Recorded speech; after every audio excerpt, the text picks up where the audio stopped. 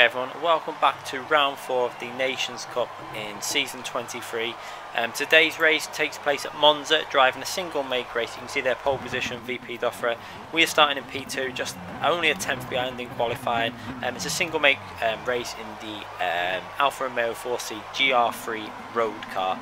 So it's got a lot of spec of obviously a race car, but it's just lacking a little bit more, a little bit of downforce and a little bit of straight line speed. So it's a good car though, it's enjoyable, it's got plenty of grip, and it's obviously an equal field. Unfortunately I did want to do the 8 o'clock race, but I got disconnected 1 minute before the race was to start and I couldn't get back on in time, so I had to do the 9 o'clock race. There was still some good competition in this race, as you can see from the grid. It's fairly close in the top 6 or 7, but then it starts to drop off a bit towards the back of the field. You can see there we're 1.8 seconds behind now in 10th place, but the top few were fairly close in qualifying, so we're in for an okay race, and I expected some tough competition in this race. And it's the annoying thing with this car was you're going to see something really strange. I couldn't change the view angle in cockpit. I've never come across another car that you can't do this. I think it's a bug, because you could go into the option to do it, to move the seat forward, etc. and back, and raise the height up and down, but when you're pressing it, nothing was happening. So I was stuck quite far back and quite low down in the car, which is I don't like doing. If you watch my previous videos, I normally put it as close to the windscreen as possible and raise the height up 1 or 2 clicks. So I was stuck really low, and the steering wheel was it was a little bit awkward. It didn't lose me tue much concentration, I just didn't like the view and it put me off a bit. You can see how low we are, so I prefer being up a little bit higher and closer to that windscreen. But like I say, nothing I could do. I tried it on arcade mode, on other modes, to see if I could just get it to work somehow. It just wouldn't work, the change of view from this car, so maybe it's a bug with this car anyway. So starting the race, we obviously starting P2 straight away, trying to get in VP D'Offre's slipstream, a fast driver on GT Sport. We've raced quite a few times on this game. I know that he's clean, I know that he's fast, and we've got GT Boca behind us. Going into turn 1, you can see there, I go wide because I can see he's on the inside, but we're not going to start braking really late. Everyone takes that first corner really easy. You can see no one dive bombing, everyone gets through that first corner fairly cleanly in the top 4 or 5 cars. No real aggressive driving, so nice to see that everyone was taking it fairly calmly through that corner. Now going into the second chicane, you can see we're going to start saving some fuel there into fuel mixer 2. There's no point wasting fuel when we're behind them in the slipstream going into this chicane. Everyone's going to be taking it fairly easy, trying to ride the curbs a little bit.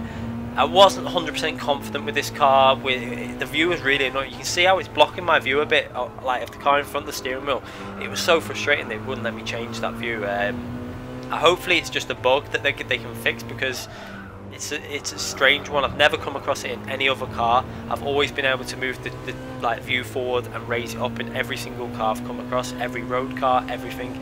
But this car was stuck on this view. You couldn't change it, so I'm guessing there's been a bug that's been introduced to this car recently. So not much you could do. I just had to put up with it and race from this view, which was a bit awkward. I didn't want to go to the bonnet view or nothing like that, because although I could see more, I prefer the immersion of being inside the car. So you can see there we're maintaining the gap at under a second, trying to stay in his slipstream at the moment, trying to use a bit of his slipstream to save some fuel every now and then. See, going into fuel mixer 2 as we get to the top speed part, and then braking down. I really should have been short shifting a little bit more. This car uses a lot of fuel when you over rev it. You'll see in a minute there, where you over rev it uses a lot of fuel, and it does gain you a bit of time in terms of speed down the straight. I really should have probably just been short shifting a bit while we were in his slipstream, but I wasn't. So it was just the lack of that was just my fault really. I should have been doing it, and I just wasn't really concentrating too much. I was too busy trying to just stay in his slipstream, I think, and concentrating on that. So back into fuel mixer 2, trying to do a bit of saving. Going into chicane, I was able to gain a little bit of time on that entry point there. We got a little bit loose on the exit though, as we tried to put the power down, and we've built up about a 1.4 second, 1.5 second lead to the third place driver behind us.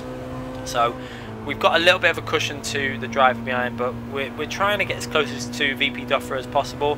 I knew he would be saving fuel as well, so I'm trying to save fuel as much as possible as well into fuel mixer 3. Trying to take this chicane. He goes a little bit deep into it, but he gets away with it, and just trying to stay with him as much as possible really. Wasn't 100% confident with this car, to be honest. I got myself very close to the top 10 stars in the practice time, but the view was really bugging me, I have to say. I just wanted to lift it up a bit so I could see over the car a bit more, to see like the apexes a bit better and to go a bit further forward, but I couldn't do it. So hopefully, whether there's already an issue report about this on one of the forums somewhere, I'm not too sure, but maybe someone could do one about it, because it's really frustrating with this car. Anyway, going on to the back straight now, you can see just trying to stay in slipstream. We're starting to lose this slipstream a bit there. Maybe I should have been using one and just short shifting a little bit more, saving the fuel, but using that one mixture, it's a little bit faster and it can still save you the fuel. So back into fuel mixture one to try and get closer to him at this point. I got the feeling that he was saving fuel on that stint as well, and then maybe he started going a bit more aggressive once he got out of the slipstream. You see there, he ran a little bit wide there. We take a bit better line through that corner and we're getting closer to his slipstream again. We're actually in his slipstream again, luckily for ourselves. So back down under a second. So we're going to just try and stay in his slipstream and gain a little bit down this straight. It's quite a hard braking point, this one, because you've got the extra speed from the slipstream. Trying to get the braking point exact was fairly it was quite tough. So we're braking fairly early there, you can see they're taking it really cautious, not pushing the braking too hard. We do that chicane fairly nicely, get on the power really early, and again we've managed to gain a little bit on that chicane, and we seem to be pulling away from P3 on that chicane. But then this chicane up here, I wasn't as confident pushing the limits on the track in terms of track limits. You can really cut the chicane on this like first entry point and the second entry point, but I was being a little bit too cautious, I think. You'll see now, I don't know if I do it on this lap. See, I'm taking a bit off, but I'm just not risking it too much. You can risk a bit more than that really, and you can see he pulled away about 3/10 on that chicane there. So if you are aggressive on there, you can get away with it, but I just didn't want to risk getting a corner cut penalty at this stage of the race. So we're just trying to stay with VP Doffer at the moment. He had really good consistency, I have to say. Really nice driving by himself, and really consistent and clean. It was just a case of just trying to keep with him, trying to see if he makes a mistake. We're fairly even in terms of speed, I'd have to say. There wasn't much in it between ourselves. You can see in qualifying he was a 10th faster. So there wasn't a massive difference between our race pace, but he was just slowly eking out that lead. You can see there, he's got it up a little bit more. I was going to fuel save them, but I thought I'm going to have to use fuel mixer 1 a bit more now, just to try and stay with him a bit more and try and close in that gap. This car was a little bit close on the fuel, you can see. It only had enough fuel with the full fuel, with the way they'd done the fuel, the ratio of what you use, to do 6 laps pretty much dead on, so halfway. So you had to do a little bit of saving fuel just to ensure that you could get to the halfway point and then fuel back up and then do the rest of the race. So the laps are reasonably consistent at the moment, a 56.4 and a 56.8. We're not really hooking up the lap, so you can tell we're not driving our best at this point. I don't think I was driving my best throughout the whole race, to be honest. I wasn't disappointed with my driving, but I think I could have done a bit better, especially at this early stages. I felt like I had more speed, but I just couldn't build the consistency up. You have races like that though, so you know, sometimes I in general do take a little bit of time to get used to tracks and stuff. So it is a little bit hard for me, because I don't get much time to practice these races. Sometimes it is hard to get up to speed straight away, but we're doing an okay job. We're staying with him kind of. He's about 1.6, 1.7 seconds ahead at this stage. We're not in the slipstream anymore, obviously, so we're still managing to hold the gap to the guy behind, though. We're starting to pull away a bit. He's 2.3 seconds behind. He's probably saving a bit more fuel than what we are. Obviously, I'm trying to stay with VP Doffer up ahead. So I'm using that one mixture, probably a bit more than what I would have liked.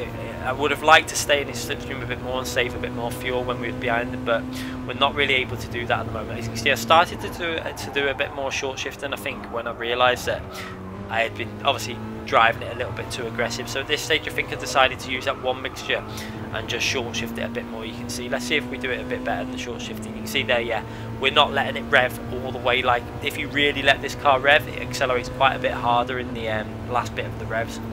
I found that out in qualifying when I was obviously chasing the ghost. You can see the gap decreasing or increasing when you let it rev. So that's one thing we're doing now. We're trying to short shift it a bit, but leaving it in one mixture to save some fuel. And we've actually gained a little bit there. It looks a little bit closer. It's down to 1.5 from about 1.6 seconds.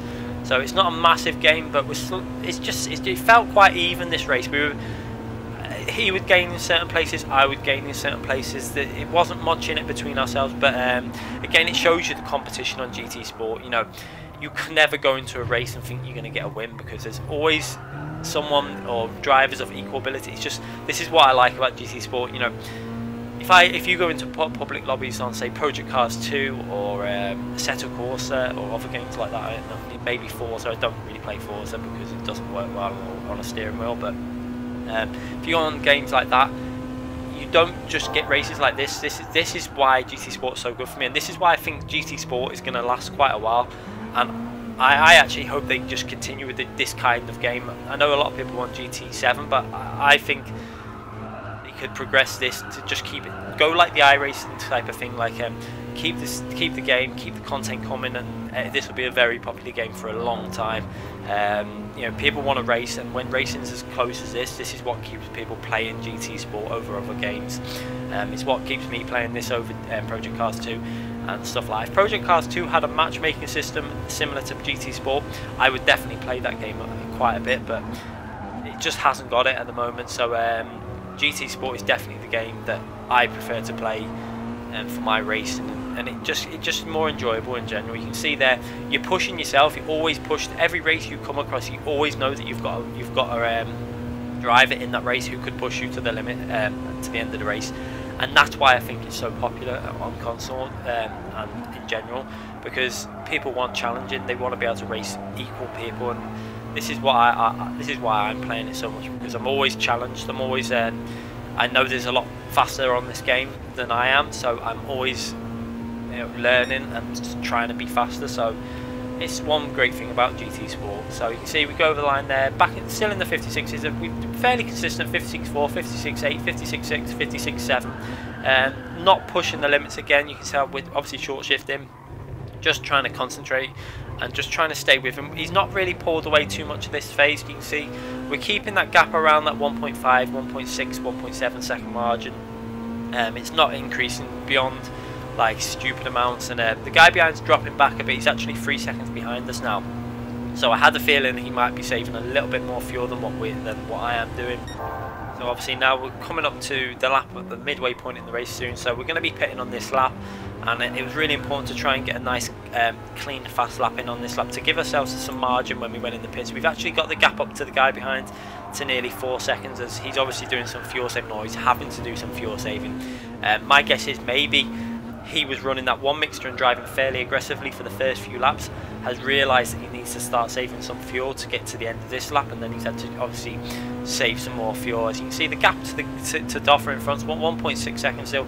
It's staying very static at the moment. It's a shame that we lost that slipstream, because this could have been a real good battle throughout the race. If we would have just stayed with him in the slipstream, we could have been fighting him into some braking zones, but like I say, I'm not the type of driver that would just dive bomb someone, so it would have obviously had to be in a clean move, but keeping it nice and tidy through that chicane. Lost a little bit of time there. We didn't really get as much speed as I would have liked coming out of the corner, and he's actually got that lead up to 2 seconds. He gained about 4 tenths through there. I think I was braking too deep into that corner and trying to do it a bit too much like I was doing it in qualifying. Not too bad, you know. We've not lost a massive amount of time in the first 6 laps. We're 1.9 seconds behind. This last corner tended to gain a little bit. I was able to carry a bit more speed than a lot of other drivers. So we're going in the pits. We're going to put the racing hard tyres on, and the Diamond was a little bit short of the full fuel, but I decided to just fill it all the way to the end. You can see we actually didn't save as much fuel as Doffer. He actually had a little bit more. I think he had a few percentage more than us. I think he had 6%, we had 3%, so fairly close, but I decided to go all the way to the end on the fuel because I knew there was a gap behind me that I had it covered.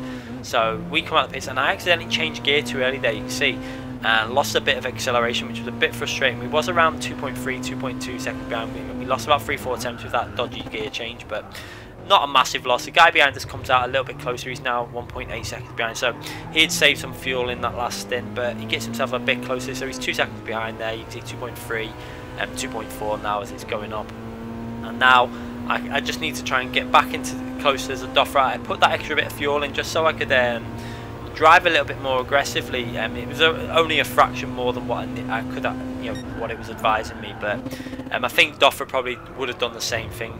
My guess is, I don't know 100%, but I think it was the best thing to do is for both of us in that situation, just fill it up when we had the lead to P3 and P4, etc. So I just put that fuel in, gives myself a little bit more confidence in using that one mixture as much as possible. I decided to do a little bit of short shifting, driving aggressively sometimes, just to see if we can close that gap in on Doffer. As you can see, we got it down to 2.2 from 2.5 after we came out of turn 1. So again, seems fairly static at this phase. I'm gaining a little bit on this straight now. Maybe we got a slightly better exit from that corner, but one thing I really do like about this race was the like twilight time, when it's late at night and the sunset and stuff, and the graphics when you watch the replay on this was really nice. When you watch it, that top right hand corner, I had a little watch of it obviously in full screen when I was recording it, and it looks so nice. The lighting effects and everything, it really does add a lot of immersion to the game.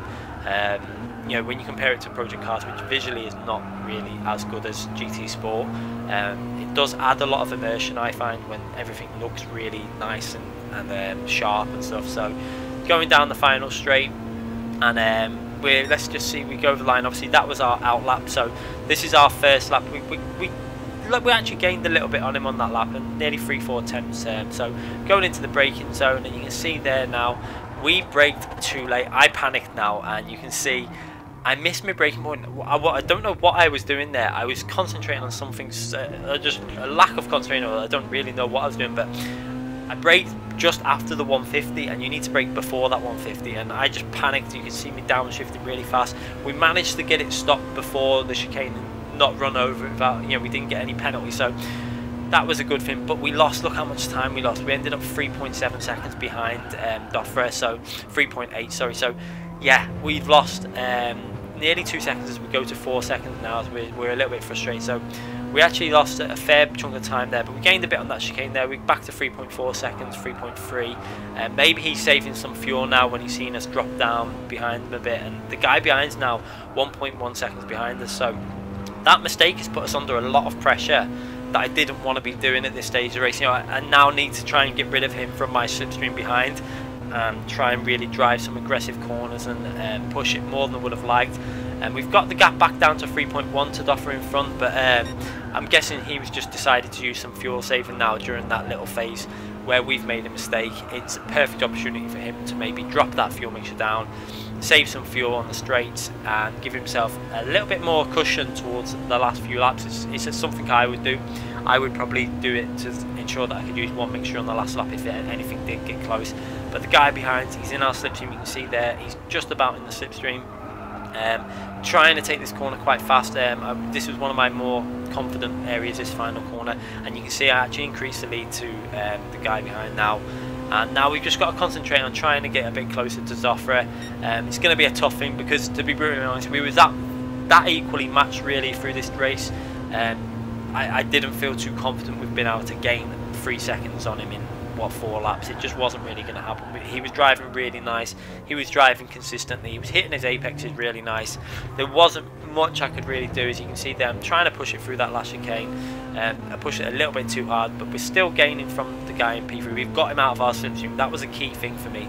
I had to get that guy out of my slipstream so we can try and secure this P2. It seems like P2 has been the position I'm getting in every race in this Nations Cup this season. I think every race has been P2 for us. I think the race in Brazil, Interlagos, and the GR2, P2.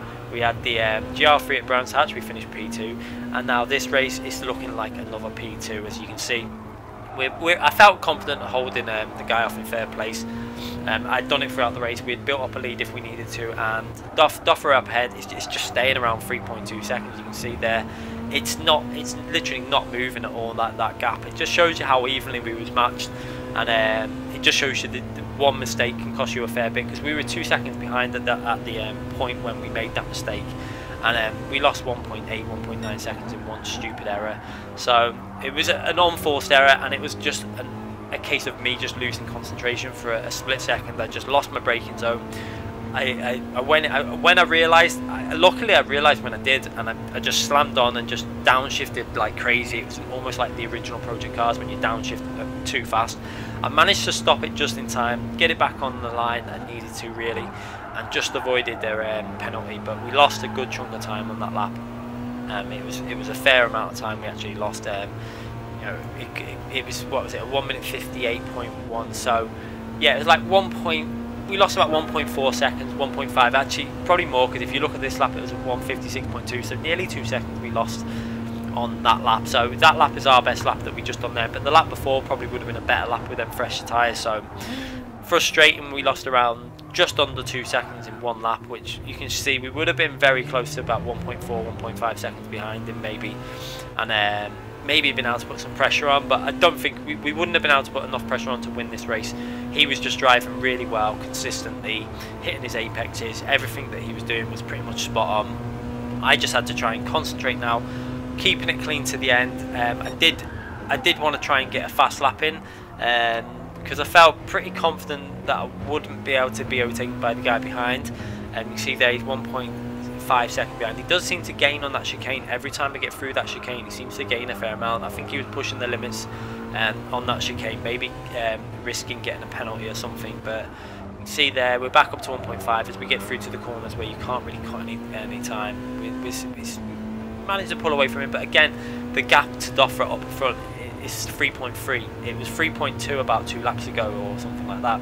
It's not really changing too much. You know, there's been about 0.3 changes, sometimes in our favour, sometimes in his favour. As we get, I did think at this point now, when that yellow flag came up, that possibly he'd made a little error, but I don't know what it was for. There was no one on the track. There was no back markers up ahead. It was just a strange one, unless it was just a random yellow flag that's just come up. But no one made a mistake, as you can see there. Doffra is still 3.5 and the guy behind is 1.4, so it's a strange one. Unless it was someone further back in the sector, it just gives a yellow flag for that sector, I'm not too sure. But we're going over the line, and then we've got 2 laps to go after we finish this. We're 3.5 seconds behind still. We go over the line on another 1 minute 56.7, so the laps have been fairly consistent. You can see there, apart from that lap 8 where we made that horrible error. So this lap I actually braked a fair bit early. You can see I didn't want to risk doing that again, so we braked really early, able to get that line in perfectly. Nice clean entry and exit from that corner. We did that really well that time. You can see there we actually gained 3 tenths on Doffra up ahead and pulled away from the guy in third place. I think it's Bocca behind us. So that corner, once I was doing it right, I was okay, fairly consistent, and it was just that one lap. Really frustrating that I did that mistake, but like I say, there's not much you can do about it. People make mistakes, and I'm sure we'll get better and better the more we race these FIA races. This is my first time doing the Nations, really. Last week we did the manufacturers, and then we managed to get in the top 24 stars, but this is going to be a lot harder, and I don't think we're going to do it this season, purely because of the way they've changed the rules. I think we're in the top 24 in terms of the world rankings, but the UK in general is very competitive, so I think we'll probably end up, we might end up in the top 5 for the UK, but frustratingly that won't get us into the final race, which I think they could do a change in the rules really for this Nations and possibly the manufacturers, because you end up with countries with fewer people that have got less drivers at racing games, being a lot easier for them to get in the top 24 stars. They could be 2 seconds, like a long way off the pace. I think they should really up the limit to 4 drivers per country, just to make the top 24 race a little bit more competitive and a lot more fun, because I think with just two drivers from each country, you're limiting the race to not being as good quality as it could be. If it's 4, I think 4 will still make it really hard to get in for the UK, and for countries like France, UK, Germany, etc., Italy and Spain, it's still going to be hard for drivers to get in that top 24 race. But with only 2 in it kind of makes it really, really tough for the top nations, and then obviously some of the other nations that don't have as many fast drivers, it's quite easy for some of them just to get in. So, you know, we'll have a look at what the our final ranking is on the top 24 in terms of world ranking is. I think we might get close to being in the top 24 overall, but I'm not too sure how it'll work out. At the moment I think we're 9th, but obviously you've got people that still need to do a race and stuff. As you can see there, we go through that split, two tenths up on our previous best on the final lap. I was trying to push on this lap. I thought I'm just going to go for it, see if we can get a really fast lap in. We've got a cushion to the guy behind. We go through this right hand corner, and you can see I have a little bit of a moment here. We go a little bit loose. I panicked big time then, but luckily we managed to catch it, and I think that was a wake-up call. You see, we'd actually got the gap down to 2.7 as we were starting to push quite hard through some of these corners, and I started to think, I think that's time to not push so hard, because we just nearly lost that and would have ended up God knows how much down that grid. It could have been like a 5th place finish if we would have gone off the track. So braking fairly early there, not pushing too hard through this corner. You can see there, I'm not going to risk anything now on that final corner. We've got the gap down to 2.7 seconds, so I think Doffer up ahead was just taking it easy now at this stage. There was no point in him risking anything, although the lap we was on, the going through that split 3 tenths up nearly, was going to be a very nice lap, probably into the 1 minute 55s if we could have just got it all together through the lap. But obviously them left hand tyres, you could see the rear left and the front left has started to take a lot of wear during this final stint where I was pushing. We're going to go over the line 2 seconds ahead of the guy behind us, and 2.8 seconds is it going to be, about 2.8 seconds behind Doffer. So an okay race. We get another P2, and you can see there Boca also had a penalty, so I think where he's pushing the limits through that chicane he might have got another penalty. So another enjoyable race. It wasn't the most action-packed race. You know, we're going to get races like this where it's fairly static. A stupid error on my behalf probably lost us any chance of getting in the slipstream again to Doffer, but you know, everyone makes mistakes, and I'll try and iron out these errors. I have made a couple of errors recently, Brands Hatch on this race, but it wasn't too bad. We still end up with P2, so some solid points. I think it was like 1,700 points, 1,700 points, so not amazing, but I think we're on 5,300 overall. But we didn't do the first race in the go-karts, and hopefully today we'll be able to do the GR2 race, I'm hoping, and try and put up a reasonable performance. I'm not too sure how competitive the Lexus will be there compared to the NSX. I'm probably going to go with the Lexus because I just prefer the feeling of driving it, even if it is a bit off pace. I just feel more confident in that car, so that's the car we'll probably use there, and hopefully we'll have that uploaded tomorrow. And I'm going to try and get another upload done tomorrow morning as well. So I might do a sprint race uploaded for the morning, and then we'll do obviously the FIA race in the afternoon, and hopefully, you know, I don't think we'll get into the top 24 stars race, but we'll obviously do that final race anyway, and just try and get an upload done for Sunday morning, hopefully. So anyway guys, hope you enjoyed the video. If you want to see more of these FIA races, sprint races, etc., make sure you sub the channel. We're going to try and get some more track guides out over the weekend as well, maybe do another track guide as well, get that out at some point. So make sure you sub the channel, click the notification button so you don't miss any future videos, and we'll be back with more GT Sport, Assetto Corsa and Project Car 2 very soon. Thanks again for watching everyone.